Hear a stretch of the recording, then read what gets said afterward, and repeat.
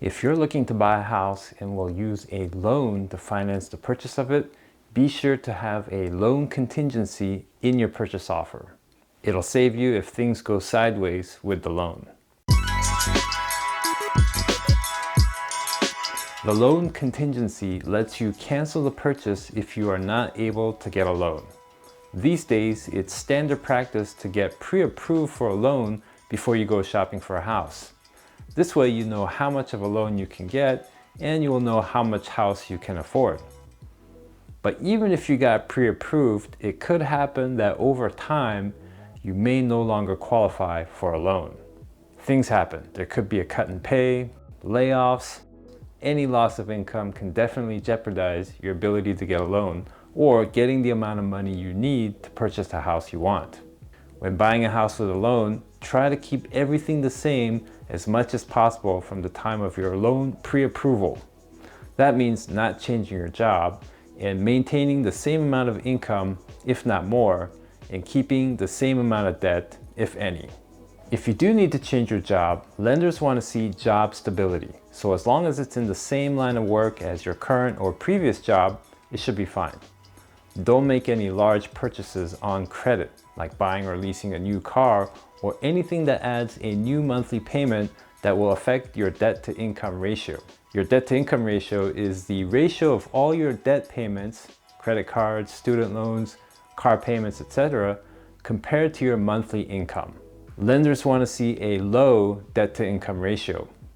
If your monthly debt grows but your income stays the same, this ratio will get higher, which could disqualify you from getting a loan. Then there might be times when you think you were pre-approved, but you only got pre-qualified. The difference is that to be truly pre-approved, your lender reviewed a lengthy application form you filled out and looked at your W-2s or tax returns. After looking at all this, they then sent you a pre-approval letter stating how much they could loan you, at what interest rate, and an expiration date for the pre-approval. If you had a conversation over the phone with a lender who asked you how much you make, what you think your credit score is, and how much the house costs, and in that same conversation tell you you're pre-qualified and even sent you a quick note saying so, this is not the same thing and could become a big surprise when it comes time to underwrite the loan. Even if you are properly vetted and pre-approved, when you are under contract to buy a house, in your lender's underwriting process, they will thoroughly go over your file, verifying your income, your credit, your down payment. They'll do last-minute checks, crossing their T's and dotting their I's, after which if everything looks good, you will get a clear to close. This is when you can remove the loan contingency. But if your lender has an issue with something on your file and it's not something you can fix, they can't give you a clear to close and you will not be able to get the loan to pay for the house and close the sale. This is when you can use the loan contingency to cancel the purchase. If you have a realtor helping you buy a house, your offer will be submitted on the California Association of Realtors Residential Purchase Agreement form, which has this loan contingency. It gives 17 days as a deadline, which can be made longer or shorter. You should remove the contingency or cancel the purchase by this deadline, either of which has to be done in writing. Your realtor will prepare the loan contingency removal or cancellation form for you to sign. If you're selling a house and your buyer has this contingency and doesn't remove it or cancel within the deadline, this is where you can begin the process to cancel the sale. If a realtor is helping you, your realtor will prepare the appropriate forms to get the cancellation going.